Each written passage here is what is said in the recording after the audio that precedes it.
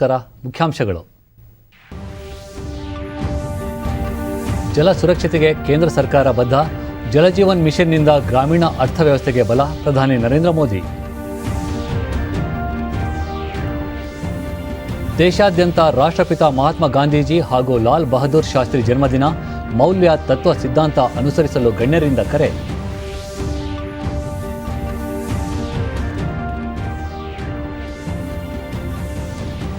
ರಾಜ್ಯ ಸರ್ಕಾರದ solar roof top ಯೋಜನೆಗೆ ಚಾಲನೆ. ಪರಿಸರ ಮಾಲಿನ್ಯ ತಗ್ಗಿಸಲು ವಿದ್ಯುತ್ ಚಾಲಿತ ವಾಹನಗಳ ಖರೀದಿಗೆ ಉತ್ತೇಜನ. ಸಚಿವ ಭಗವಂತ್ ಖೂಬಾ. ಹಾಗೂ ವಿಶ್ವದ ಅತಿ ದೊಡ್ಡ ರಾಷ್ಟ್ರಧ್ವಜ ಲೇಹ್ನಲ್ಲಿ ಅನಾವರಣ. ಉತ್ಸಾಹ, ಶಾಂತಿ, ಸಮೃದ್ಧಿ ಹಾಗೂ ಧರ್ಮದ ಪ್ರತೀಕ. ಆರ್.ಕೆ. ಮಾಥುರ್. ವಾರ್ತೆಗಳ ವಿವರ. ಪ್ರಧಾನಿ ನರೇಂದ್ರ ಮೋದಿ ಅವರಿಂದು ದೇಶದ ಪ್ರತಿ ಕುಟುಂಬಕ್ಕೆ ನಲ್ಲಿ ಮೂಲಕ ಶುದ್ಧ ನೀರನ್ನು ಒದಗಿಸುವ ಗುರಿ ಹೊಂದಿರುವ ರಾಷ್ಟ್ರೀಯ ಜಲಜೀವನ್ ಮಿಷನ್ ಯೋಜನೆ ಕುರಿತು ಗ್ರಾಮ ಪಂಚಾಯಿತಿ ಸದಸ್ಯರು ಹಾಗೂ ಗ್ರಾಮಗಳ ನೀರು ಮತ್ತು ನೈರ್ಮಲ್ಯ ಸಮಿತಿಗಳ ಸದಸ್ಯರೊಂದಿಗೆ ಸಂವಾದ ನಡೆಸಿದರು. ಜಲಜೀವನ್ ಮಿಷನ್ 2 ವರ್ಷ ಪೂರೈಸಿರುವ ಹಿನ್ನೆಲೆಯಲ್ಲಿ ಕೃತಿಯೊಂದನ್ನು ಬಿಡುಗಡೆ ಮಾಡಿದರು. ಈ ಮಾರ್ಗದರ್ಶಿ ಹಾಗೂ ಮೊಬೈಲ್ ಆ್ಯಪ್ಗೆ ಚಾಲನೆ ನೀಡಿದರು.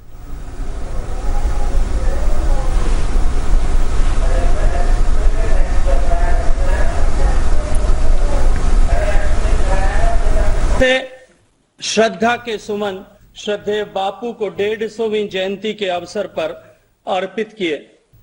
इसी क्रम में सामान्य मानवी के जीवन में परिवर्तन लाने, ईज ऑफ लिविंग को प्राप्त करने के प्रत्येक के लक्ष्य को लेकर प्रत्येक व्यक्ति को आवास मिले. ಬಳಿಕ ಕಾರ್ಯಕ್ರಮ ಉದ್ದೇಶಿಸಿ ಇಂದು ದೇಶ ಇಬ್ಬರು ಮಹಾನ್ ಚೇತನಗಳನ್ನು ಸ್ಮರಿಸಿಕೊಳ್ಳುತ್ತಿದೆ. ಈ ಪುಣ್ಯದ ಸಮಯದಲ್ಲಿ ಇಂದು ನಡೆದ ರಾಷ್ಟ್ರವ್ಯಾಪಿ ಸಂವಾದ ಜಲಜೀವನ ಮಿಷನ್ ಕುರಿತು ನೂತನ ದೃಷ್ಟಿಕೋನ ನೀಡಲು ನೆರವಾಗುತ್ತಿದೆ ಎಂದರು. ಜಲಜೀವನ್ ಮಿಷನ್ ಮೂಲಕ ಜನರಿಗೆ ನಲ್ಲಿ ಮೂಲಕ ನೀರನ್ನು ತಲುಪಿಸುವುದಷ್ಟೇ ಅಲ್ಲ, ವಿಕೇಂದ್ರೀಕರಣದ ಬಹುದೊಡ್ಡ ಚಳುವಳಿಯೂ ಆರಂಭವಾಗಿದೆ.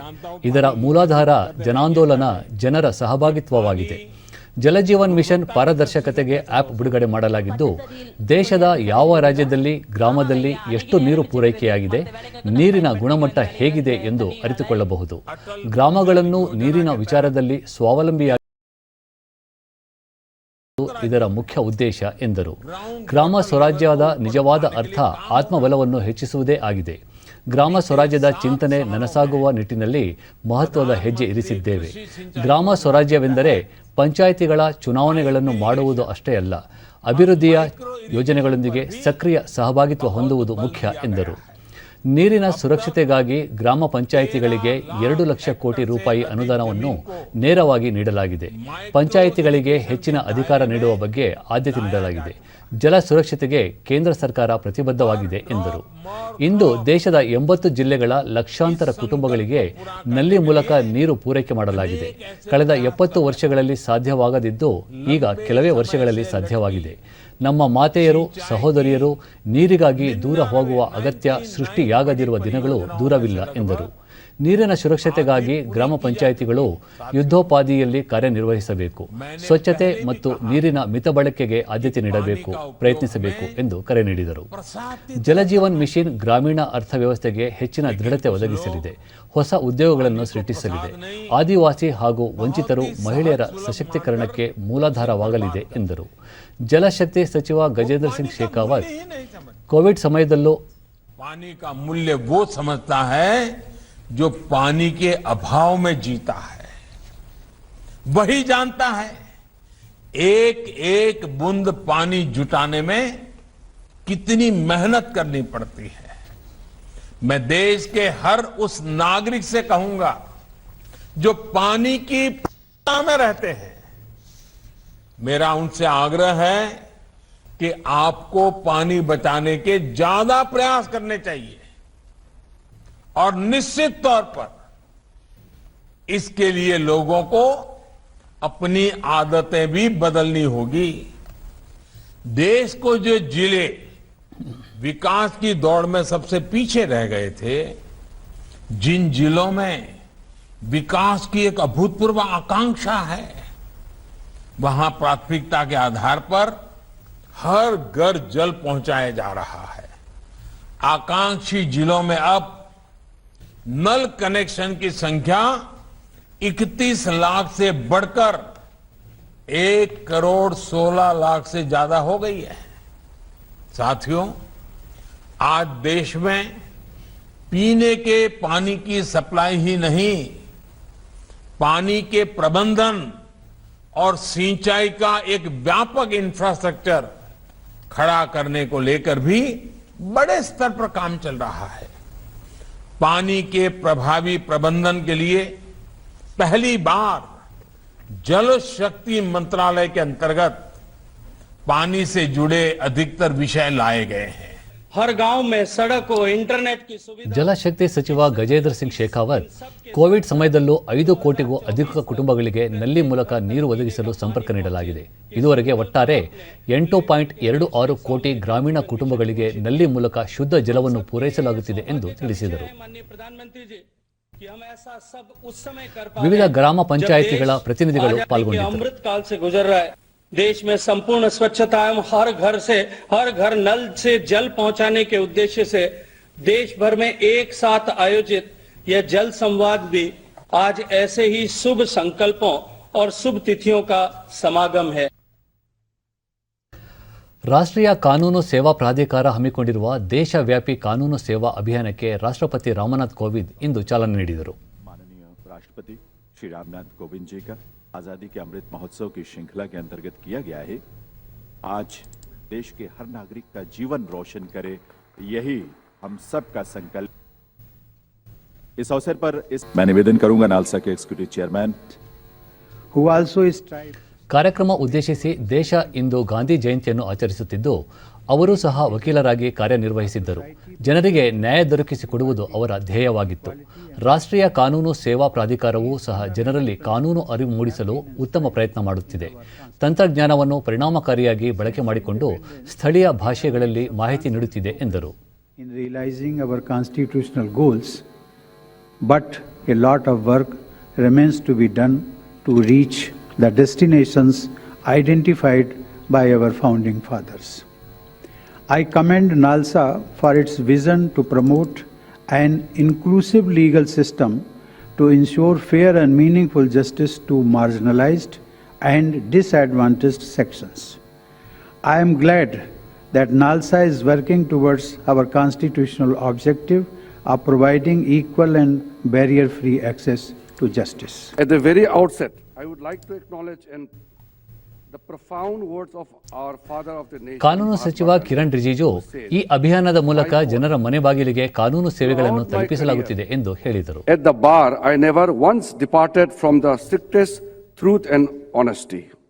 The first thing which you must always bear in mind, if you would spiritualize the practice of law, is not to make your profession subservient to the interest of your purse.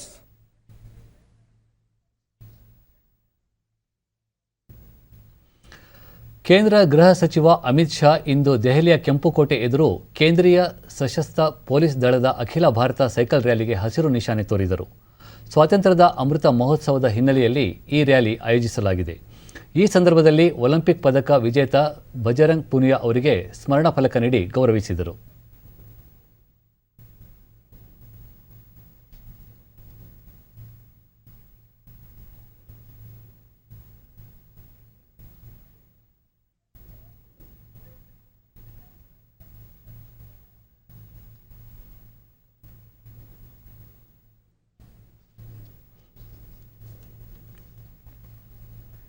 Punia जी और आज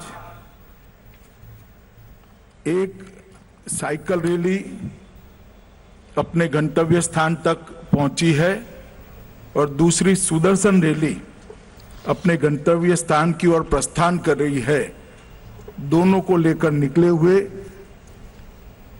NSG और अलग अलग CAPF के सभी जवानों, अधिकारियों और प्यारे भाइयों और बहनों, आज पूरे देश के लिए बहुत महत्वपूर्ण और शुभ दिन है। आज हमारे देश के दो महापुरुषों का जयंती दिन है। हमारे राष्ट्रपिता महात्मा गांधी और दूसरे हमारे पूर्व प्रधानमंत्री लाल बहादुर शास्त्री जी। भारत के इतिहास को 1900 के बाद के इतिहास को अगर ध्यान से देखें तो दोनों महापुरुषों ने अपनी अमिट छाप भारत के इतिहास में छोड़ी है।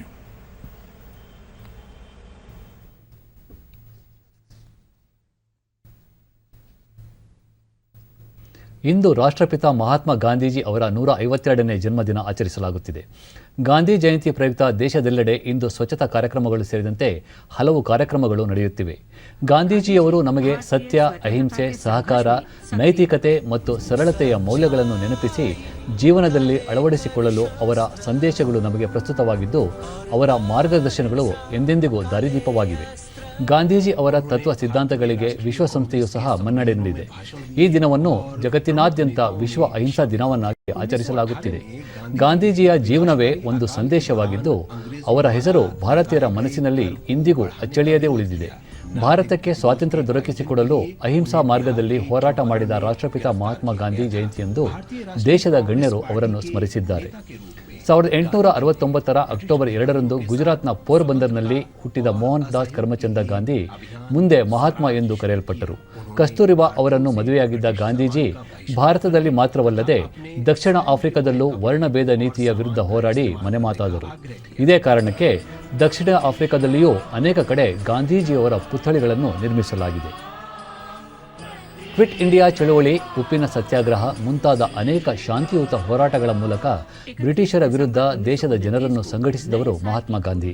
ಅವರ ಹುಟ್ಟುಹಬ್ಬವನ್ನು ಪ್ರತಿ ವರ್ಷ ಅಕ್ಟೋಬರ್ 2ರಂದು ಆಚರಿಸಲಾಗುತ್ತದೆ. गांधी जी और जवाहरलाल नेहरू ने 26 जनवरी 1930 को स्वतंत्रता की घोषणा जारी की।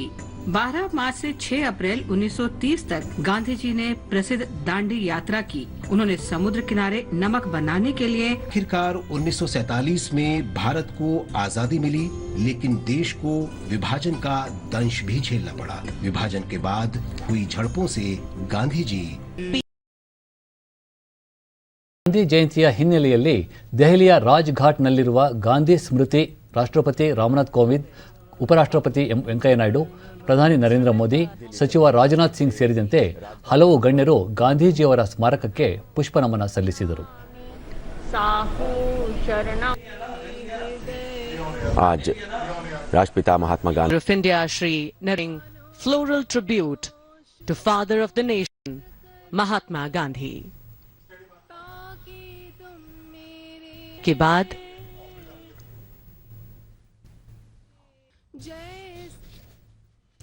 ರಾಷ್ಟ್ರಪತಿ ರಾಮನಾಥ್ ಕೋವಿಂದ್, ಗಾಂಧಿ ಜಯಂತಿಯಂದು ಬಾಪು ಅವರಿಗೆ ನನ್ನ ಗೌರವದ ನಮನಗಳು. ಗಾಂಧೀಜಿಯವರ ಹೋರಾಟ ಮತ್ತು ತ್ಯಾಗವನ್ನು ಸ್ಮರಿಸಲು ಭಾರತೀಯರೆಲ್ಲರಿಗೂ ಇಂದು ವಿಶೇಷ ದಿನವಾಗಿದೆ. ಗಾಂಧೀಜಿಯವರ ಬೋಧನೆಗಳು, ಆದರ್ಶಗಳು ಮತ್ತು ಮೌಲ್ಯಗಳಿಗೆ ಬದ್ಧರಾಗಿರೋಣ. ಭಾರತವನ್ನು ಗಾಂಧೀಜಿಯವರ ಕನಸಿನ ದೇಶವಾಗಿಸಲು ನಾವು ಎಲ್ಲರೂ ಪ್ರಯತ್ನಿಸೋಣ. ಈ ಬಗ್ಗೆ ಪ್ರತಿಜ್ಞೆ ತೆಗೆದುಕೊಳ್ಳೋಣ ಎಂದು ಟ್ವೀಟ್ ಮಾಡಿದ್ದಾರೆ. ಉಪರಾಷ್ಟ್ರಪತಿ ವೆಂಕಯ್ಯ ನಾಯ್ಡು, ಅಂತಾರಾಷ್ಟ್ರೀಯ ಅಹಿಂಸಾ ದಿನದಂದು ಗಾಂಧೀಜಿಯವರ ಶಾಂತಿ ಮತ್ತು ಅಹಿಂಸೆಯ ಪರಂಪರೆಯನ್ನು ಮುಂದುವರಿಸಲು ನಾವು ತೀರ್ಮಾನಿಸೋಣ ಎಂದು ಟ್ವೀಟ್ ಮಾಡಿದ್ದಾರೆ. ಪ್ರಧಾನಿ ನರೇಂದ್ರ ಮೋದಿ, ಗಾಂಧಿ ಜಯಂತಿಯಂದು ಗೌರವಾನ್ವಿತ ಬಾಪು ಅವರಿಗೆ ನನ್ನ ನಮನ. ಅವರ ಉದಾತ್ತ ತತ್ವಗಳು ಜಾಗತಿಕವಾಗಿ ಪ್ರಸ್ತುತವಾಗಿವೆ ಮತ್ತು ಲಕ್ಷಾಂತರ ಜನರಿಗೆ ಶಕ್ತಿಯನ್ನು ನೀಡುತ್ತದೆ ಎಂದು ಟ್ವೀಟ್ ಮಾಡಿದ್ದಾರೆ. ಮುಖ್ಯಮಂತ್ರಿ ಬಸವರಾಜ ಬೊಮ್ಮಾಯಿ, ರಾಷ್ಟ್ರಪಿತ ಮಹಾತ್ಮ ಗಾಂಧೀಜಿ ಅವರ ಜಯಂತಿಯಂದು ಅವರಿಗೆ ಶ್ರದ್ಧಾಪೂರ್ವಕ ಪ್ರಣಾಮಗಳು. ತಮ್ಮ ಜೀವನವೇ ತಮ್ಮ ಸಂದೇಶ ಎಂದು ಸಾರಿದ ಗಾಂಧೀಜಿಯವರ ನಡೆ, ನುಡಿ ಮತ್ತು ಉದಾತ್ತ ಚಿಂತನೆಗಳು ಸಮೃದ್ಧ, ಸಶಕ್ತ, ಸದೃಢ ರಾಷ್ಟ್ರ ನಿರ್ಮಾಣದ ಪ್ರೇರಕ ಶಕ್ತಿಯಾಗಿದೆ ಎಂದು ಟ್ವೀಟ್ ಮಾಡಿದ್ದಾರೆ. ದೇಶದ 2ನೇ ಪ್ರಧಾನಿ ಲಾಲ್ ಬಹದ್ದೂರ್ ಶಾಸ್ತ್ರಿಯವರ 118ನೇ ಜನ್ಮದಿನ ಇಂದು. ಈ ಸಂದರ್ಭದಲ್ಲಿ ದೇಶದ ನಾಯಕರು ಅವರನ್ನು ಸ್ಮರಿಸಿದ್ದಾರೆ. ಶಾಸ್ತ್ರಿಯವರು ಉತ್ತರ ಪ್ರದೇಶದ ವಾರಣಾಸಿ ಜಿಲ್ಲೆಯ ಮೊಘಲ್ ಸರಾಯ್ನಲ್ಲಿ 1904 ಅಕ್ಟೋಬರ್ 2ರಂದು ಜನಿಸಿದರು. ಅವರ ತಂದೆ ಶಾರದಾ ಪ್ರಸಾದ್ ಮತ್ತು ತಾಯಿ ರಾಮದುಲಾರಿ ದೇವಿ. ಶಾಸ್ತ್ರಿಯವರು ಶಾಲೆಯನ್ನು ತೊರೆದು 1920ರಲ್ಲಿ ಗಾಂಧೀಜಿಯವರು ಪ್ರಾರಂಭಿಸಿದ ಅಹಿಂಸಾತ್ಮಕ ಸ್ವಾತಂತ್ರ್ಯ ಚಳವಳಿಯಲ್ಲಿ ಭಾಗವಹಿಸಿದ್ದರು. ಜೈ ಜವಾನ್ ಜೈ ಕಿಸಾನ್ ಎಂಬುದು ಅವರ ಪ್ರಮುಖ ಪ್ರಸಿದ್ಧ ಘೋಷವಾಕ್ಯವಾಗಿದೆ. ಅವರು ಕೊನೆಯವರೆಗೂ ಸರಳ ಖಾದಿಧಾರಿಯಾಗಿದ್ದು ಸ್ವತಃ ನೂಲುತ್ತಿದ್ದರು. ಉಜ್ಬೇಕಿಸ್ತಾನದ ತಾಷ್ಕೆಂಟ್ನಲ್ಲಿ ಜನವರಿ 11, 1966ರಲ್ಲಿ ಶಾಸ್ತ್ರೀಜಿ ಅಕಾಲಿಕವಾಗಿ ಸಾವನ್ನಪ್ಪಿದ್ದರು.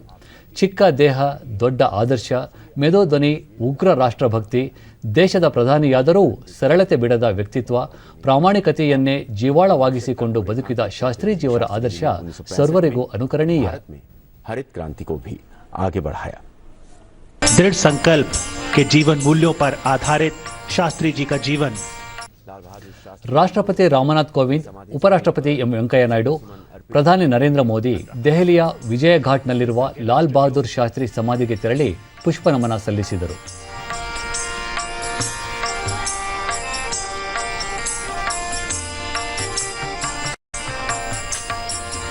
पहुंच गए हैं और आज लाल बहादुर शास्त्री जी की 118वीं जयंती है. इस मौके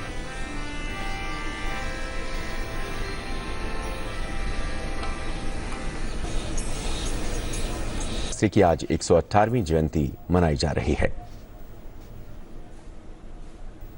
उन्होंने महत्वपूर्ण भूमिका निभाई.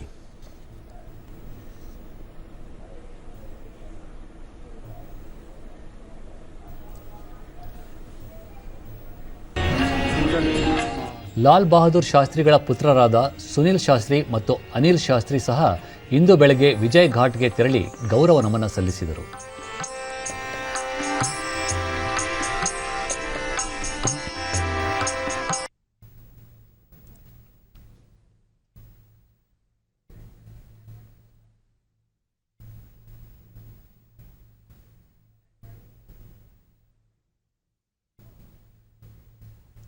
ರಾಷ್ಟ್ರಪತಿ ರಾಮನಾಥ್ ಕೋವಿಂದ್ ಮಾಜಿ ಪ್ರಧಾನಿ ಲಾಲ್ ಬಹದ್ದೂರ್ ಶಾಸ್ತ್ರಿ ಅವರ ಜನ್ಮ ದಿನಾಚರಣೆಯೆಂದು ಅವರಿಗೆ ಗೌರವ.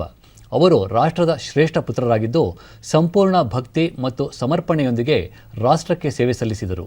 ಅವರ ಸರಳತೆ, ನಡವಳಿಕೆ ಮತ್ತು ಸಮಗ್ರತೆಯು ಎಲ್ಲ ಸಹ ನಾಗರಿಕರಿಗೆ ಸ್ಫೂರ್ತಿದಾಯಕವಾಗಿದೆ ಎಂದು ಟ್ವೀಟ್ ಮಾಡಿದ್ದಾರೆ. ಉಪರಾಷ್ಟ್ರಪತಿ ಎಂ ವೆಂಕಯ್ಯ ನಾಯ್ಡು ದೇಶದ ಶಕ್ತಿಗೆ ಜೈ ಜವಾನ್ ಜೈ ಕಿಸಾನ್ ಅಮರತಂತ್ರವನ್ನು ನೀಡಿದ ದೇಶದ ಮಾಜಿ ಪ್ರಧಾನಿ ಲಾಲ್ ಬಹದ್ದೂರ್ ಶಾಸ್ತ್ರಿ ಅವರ ಜನ್ಮ ದಿನಾಚರಣೆ ಎಲ್ಲೆಡೆ ಆಚರಿಸಲಾಗುತ್ತಿದ್ದು, ಅವರ ಸರಳತೆ, ದೇಶಪ್ರೇಮ ಮತ್ತು ಸಂಕಲ್ಪಕ್ಕೆ ಎಲ್ಲರೂ ಕೃತಜ್ಞತೆ ಸಲ್ಲಿಸೋಣ ಎಂದು ಟ್ವೀಟ್ ಮಾಡಿದ್ದಾರೆ. ಪ್ರಧಾನಿ ನರೇಂದ್ರ ಮೋದಿ ಮಾಜಿ ಪ್ರಧಾನಿ ಲಾಲ್ ಬಹದ್ದೂರ್ ಶಾಸ್ತ್ರಿ ಅವರ ಜನ್ಮ ದಿನಾಚರಣೆಯಂದು ಅವರಿಗೆ ನನ್ನ ನಮನಗಳು. ಮೌಲ್ಯಗಳು ಮತ್ತು ತತ್ವಗಳನ್ನು ಆಧರಿಸಿದ ಅವರ ಜೀವನವು ಯಾವಾಗಲೂ ದೇಶವಾಸಿಗಳಿಗೆ ಸ್ಫೂರ್ತಿಯ ಮೂಲವಾಗಿ ಉಳಿಯುತ್ತದೆ ಎಂದು ಟ್ವೀಟ್ ಮಾಡಿದ್ದಾರೆ. ಕೇಂದ್ರ ಸಚಿವೆ ಶೋಭಾ ಕರಂದ್ಲಾಜೆ ತಮ್ಮ ಟ್ವೀಟ್ನಲ್ಲಿ ಮಾಜಿ ಪ್ರಧಾನಿ ಭಾರತ ರತ್ನ ಲಾಲ್ ಬಹದ್ದೂರ್ ಶಾಸ್ತ್ರಿ ಅವರ ಜಯಂತಿಯಂದು ನನ್ನ ಗೌರವ. ಭಾರತದ ಕೃಷಿಗೆ ಅವರ ಕೊಡುಗೆಗಳು ಅಪಾರವಾಗಿದೆ. ಆತ್ಮನಿರ್ಭರ್ ಭಾರತದ ನೈತಿಕತೆಯಲ್ಲಿ ಒಳಗೊಂಡಿದೆ. ಹಸಿರು ಮತ್ತು ಬಿಳಿ ಕ್ರಾಂತಿಗಳು ಅವರು ನೀಡಿರುವ ಮಹತ್ವದ ಒಂದು ಭಾಗವಾಗಿದೆ ಎಂದಿದ್ದಾರೆ. ಮಾಜಿ ಪ್ರಧಾನಮಂತ್ರಿ ಭಾರತ ರತ್ನ ಲಾಲ್ ಬಹದ್ದೂರ್ ಶಾಸ್ತ್ರಿಯವರ ಜಯಂತಿಯಂದು ಅವರಿಗೆ ಆದರಪೂರ್ವಕ ಪ್ರಣಾಮಗಳು. ಅವರ ಪ್ರಾಮಾಣಿಕತೆ, ಪರಿಶ್ರಮ, ಸ್ವಾತಂತ್ರ್ಯ ಹೋರಾಟ, ದೇಶ ಸೇವೆ, ಪ್ರಧಾನಮಂತ್ರಿಗಳಾಗಿ ಅವರ ಆಡಳಿತ, ದಿಟ್ಟ ನಿರ್ಣಯಗಳು, ಅವರ ಸಾಧನೆಗಳು ಎಂದೆಂದಿಗೂ ಅಮರ ಎಂದು ಮುಖ್ಯಮಂತ್ರಿ ಬಸವರಾಜ ಬೊಮ್ಮಾಯಿ ಟ್ವೀಟ್ನಲ್ಲಿ ಸ್ಮರಿಸಿದ್ದಾರೆ.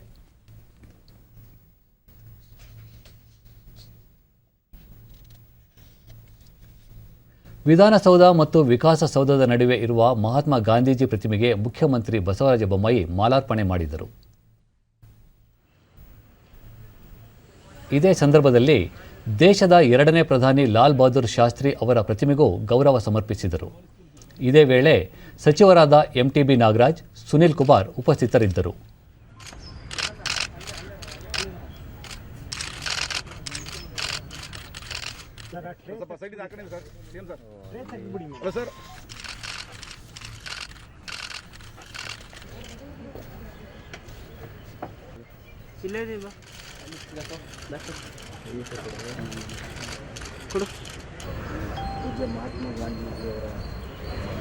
ಬಳಿಕ ಮುಖ್ಯಮಂತ್ರಿ ಬಸವರಾಜ ಬೊಮ್ಮಾಯಿ, ಮಹಾತ್ಮ ಗಾಂಧೀಜಿ, ಲಾಲ್ ಬಹದ್ದೂರ್ ಶಾಸ್ತ್ರಿಯವರ ಜಯಂತಿಯನ್ನು ಅರ್ಥಪೂರ್ಣವಾಗಿ ಆಚರಿಸಲಾಗಿದೆ. ಜಯಂತಿಗಳು ಆಚರಣೆಗೆ ಮಾತ್ರ ಸೀಮಿತವಾಗದೆ ಅವರ ವಿಚಾರಗಳನ್ನು ನಾಡಿನ ಜನತೆ ತಮ್ಮ ಜೀವನದಲ್ಲಿ ಅಳವಡಿಸಿಕೊಳ್ಳಬೇಕು. ರಾಷ್ಟ್ರಪಿತ ಮಹಾತ್ಮ ಗಾಂಧೀಜಿ ಹಾಗೂ ಲಾಲ್ ಬಹದ್ದೂರ್ ಶಾಸ್ತ್ರಿ ಈ ಇಬ್ಬರು ಮಹಾನ್ ನಾಯಕರ ಸೂಕ್ಷ್ಮತೆ, ಸರಳತೆ, ಶುದ್ಧ ಸಾರ್ವಜನಿಕರ ಬದುಕು ಎಲ್ಲರಿಗೂ ಪ್ರೇರಣೆ ನೀಡುತ್ತದೆ. ಗ್ರಾಮೀಣ ಭಾಗ ಅಭಿವೃದ್ಧಿಗೊಂಡರೆ ದೇಶ ಅಭಿವೃದ್ಧಿಗೊಂಡಂತೆ ಎಂಬ ಕಲ್ಪನೆ ಇಂದು ದೇಶದ ಗ್ರಾಮೀಣ ಭಾಗ ಅಭಿವೃದ್ಧಿಗೊಳ್ಳುತ್ತಿದೆ. ಈ ನಾಯಕರು ಕಂಡ ಗ್ರಾಮೀಣಾಭಿವೃದ್ಧಿಗೆ ರಾಜ್ಯ ಸರ್ಕಾರ ಒತ್ತು ನೀಡಲಾಗುತ್ತಿದೆ ಎಂದರು. ಅವರ ಕಲ್ಪನೆಯ ಭಾರತ ಗ್ರಾಮ ರಾಜ್ಯ. ರಾಷ್ಟ್ರಪಿತ ಮಹಾತ್ಮ ಗಾಂಧೀಜಿ ಅವರ ಜನ್ಮದಿನದ ಅಂಗವಾಗಿ ರಾಜ್ಯಪಾಲರಾದ ಥಾವರ್ ಚಂದ್ ಗೆಹ್ಲೋಟ್ ಅವರು ರಾಜಭವನದಲ್ಲಿರುವ ಗಾಂಧಿ ಪುತ್ಥಳಿಗೆ ಪುಷ್ಪನಮನ ಸಲ್ಲಿಸಿದರು. ಈ ಸಂದರ್ಭದಲ್ಲಿ ರಾಜಭವನದ ಅಧಿಕಾರಿಗಳು, ಸಿಬ್ಬಂದಿಗಳು ಉಪಸ್ಥಿತರಿದ್ದರು.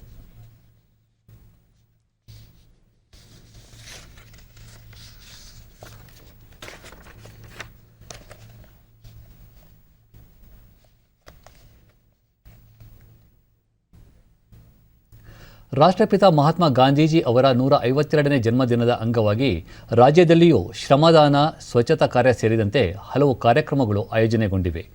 ಗಾಂಧಿ ಜಯಂತಿಯ ಪ್ರಯುಕ್ತ ರಾಜ್ಯಾದ್ಯಂತ ಸಮಾಜ ಕಲ್ಯಾಣ ಇಲಾಖಾ ವ್ಯಾಪ್ತಿಯ ವಸತಿ ಶಾಲೆ ಮತ್ತು ವಿದ್ಯಾರ್ಥಿನಿ ನಿಲಯಗಳಲ್ಲಿ ಸ್ವಚ್ಛತಾ ಶ್ರಮದಾನ ಕಾರ್ಯಕ್ರಮವನ್ನು ಮಂಗಳೂರಿನಲ್ಲಿಂದು ಕದ್ರಿ ಮೆಟ್ರಿಕ್ ನಂತರದ ಬಾಲಕರ ವಿದ್ಯಾರ್ಥಿ ನಿಲಯದಲ್ಲಿ ಸಮಾಜ ಕಲ್ಯಾಣ ಇಲಾಖೆ ಸಚಿವ ಕೋಟ ಶ್ರೀನಿವಾಸ ಪೂಜಾರಿ ಚಾಲನೆ ನೀಡಿದರು.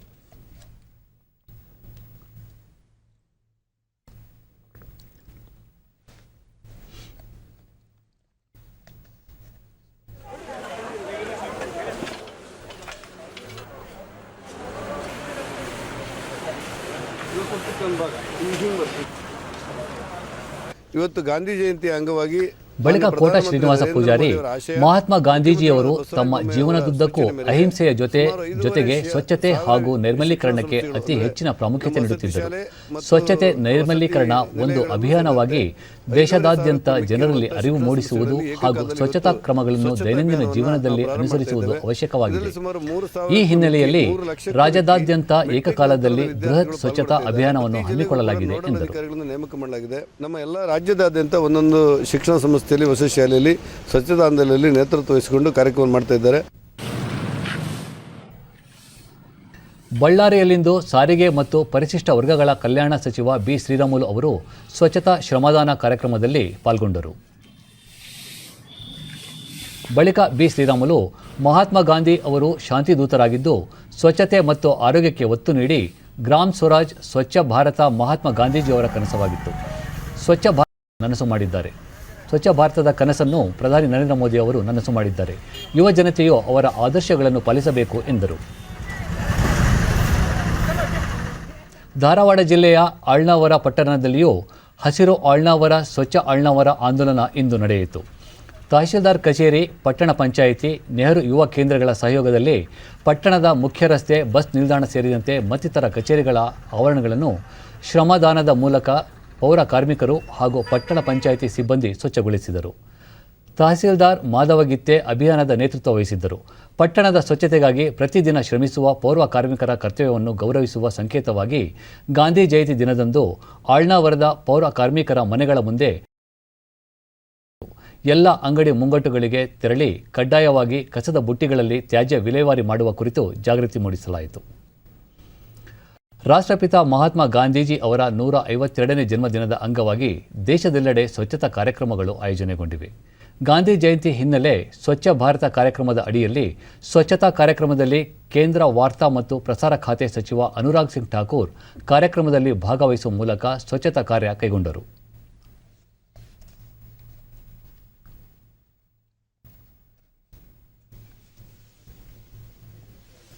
ವಾರ್ತಾ ಮತ್ತು ಪ್ರಸಾರ ಖಾತೆ ರಾಜ್ಯ ಸಚಿವ ಡಾಕ್ಟರ್ ಎಲ್ ಮುರುಗನ್ ದೆಹಲಿಯ ಆಕಾಶವಾಣಿ ಕೇಂದ್ರದ ಆವರಣದಲ್ಲಿ ಸ್ವಚ್ಛತಾ ಕಾರ್ಯಕ್ರಮದಲ್ಲಿ ಪಾಲ್ಗೊಂಡರು.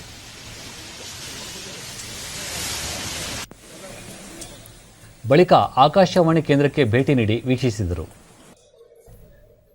ಈ ವೇಳೆ ಪ್ರಸಾರ ಭಾರತಿಯ ಮುಖ್ಯ ಕಾರ್ಯನಿರ್ವಾಹಕ ಅಧಿಕಾರಿ ಶಶಿಶೇಖರ್ ವೆಂಪತಿ ಉಪಸ್ಥಿತರಿದ್ದರು.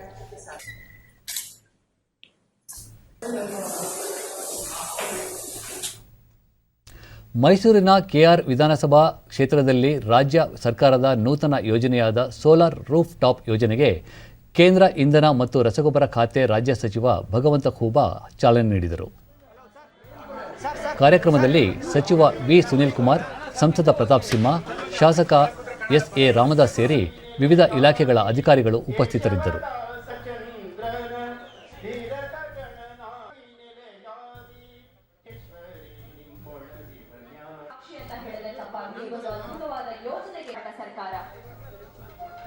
ಆ ಒಂದು ಸೋಲಾರ್ ಎನರ್ಜಿಯನ್ನು ಇವತ್ತು ನಾವು ನಂತರ ಸಚಿವ ಭಗವಂತ ಖೂಬಾ ಅವರು ಎಲೆಕ್ಟ್ರಿಕ್ ಬೈಕ್ ಓಡಿಸುವ ಮೂಲಕ ಹೊಸ ಯೋಜನೆಗೆ ಚಾಲನೆ ನೀಡಿದರೆ ಸಚಿವ ಸುನೀಲ್ ಕುಮಾರ್ ಎಲೆಕ್ಟ್ರಿಕ್ ಕಾರನ್ನು ಉದ್ಘಾಟಿಸಿದರು.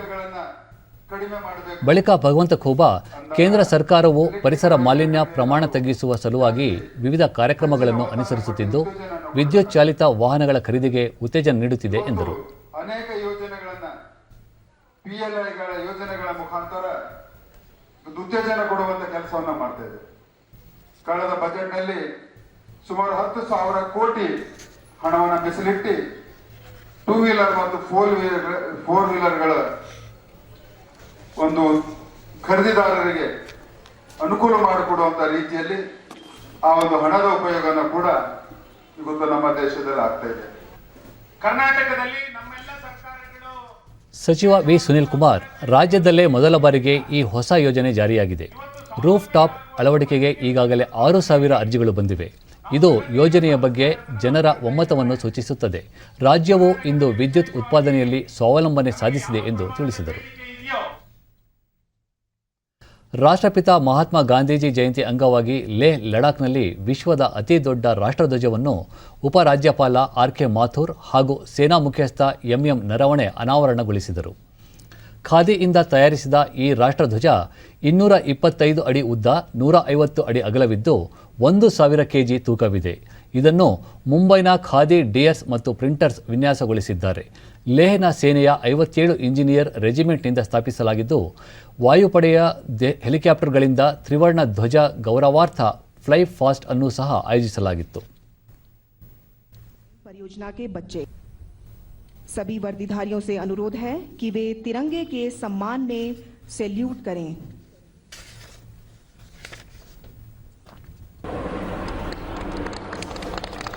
चीतल हेलीकॉप्टर्स का संचालन कर रहे हैं लेफ्टिनेंट कर्नल उत्तम आनंद. महात्मा गांधी जी ने खुद कहा था कि ये देश की एकता का प्रतीक है.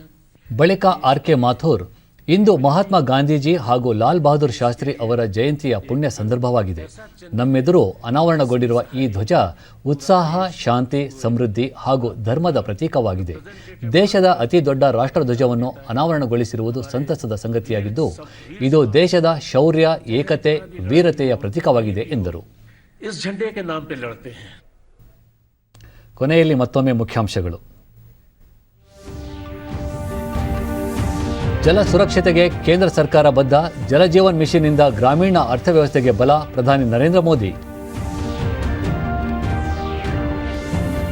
ದೇಶಾದ್ಯಂತ ರಾಷ್ಟ್ರಪಿತ ಮಹಾತ್ಮ ಗಾಂಧೀಜಿ ಹಾಗೂ ಲಾಲ್ ಬಹದ್ದೂರ್ ಶಾಸ್ತ್ರಿ ಜನ್ಮದಿನ. ಮೌಲ್ಯ, ತತ್ವ, ಸಿದ್ಧಾಂತ ಅನುಸರಿಸಲು ಗಣ್ಯರಿಂದ ಕರೆ. ರಾಜ್ಯ ಸರ್ಕಾರದ ಸೋಲಾರ್ ರೂಫ್ ಟಾಪ್ ಯೋಜನೆಗೆ ಚಾಲನೆ. ಪರಿಸರ ಮಾಲಿನ್ಯ ತಗ್ಗಿಸಲು ವಿದ್ಯುತ್ ಚಾಲಿತ ವಾಹನಗಳ ಖರೀದಿಗೆ ಉತ್ತೇಜನ. ಸಚಿವ ಭಗವಂತ ಖೂಬಾ. ಹಾಗೂ ವಿಶ್ವದ ಅತಿ ದೊಡ್ಡ ರಾಷ್ಟ್ರಧ್ವಜ ಲೇಹ್ನಲ್ಲಿ ಅನಾವರಣ. ಉತ್ಸಾಹ, ಶಾಂತಿ, ಸಮೃದ್ಧಿ ಹಾಗೂ ಧರ್ಮದ ಪ್ರತೀಕ RK ಮಾಥುರ್. ನಮ್ಮ ವಾರ್ತಾ ಪ್ರಸಾರವನ್ನು ನೀವು DD ಚಂದನ ನ್ಯೂಸ್ ಯೂಟ್ಯೂಬ್ ಚಾನಲ್ನಲ್ಲೂ ವೀಕ್ಷಿಸಬಹುದು. ಆತ್ಮೀಯ ವೀಕ್ಷಕರೇ, ವ್ಯಕ್ತಿಗತ ಅಂತರ ಕಾಪಾಡಿಕೊಳ್ಳುವುದರೊಂದಿಗೆ ನೀವು ಸುರಕ್ಷಿತವಾಗಿರಿ, ನಿಮ್ಮವರನ್ನು ಸುರಕ್ಷಿತವಾಗಿರಿಸಿ. ನೈರ್ಮಲ್ಯಕ್ಕೆ ಆದ್ಯತೆ ನೀಡುವುದರ ಜೊತೆಗೆ ಕೋವಿಡ್-19 ಮಾರ್ಗಸೂಚಿಗಳನ್ನು ತಪ್ಪದೇ ಪಾಲಿಸಿ. ನಮ್ಮ ಮುಂದಿನ ವಾರ್ತಾ ಪ್ರಸಾರ ಸಂಜೆ 4:30ಕ್ಕೆ. ನಮಸ್ಕಾರ.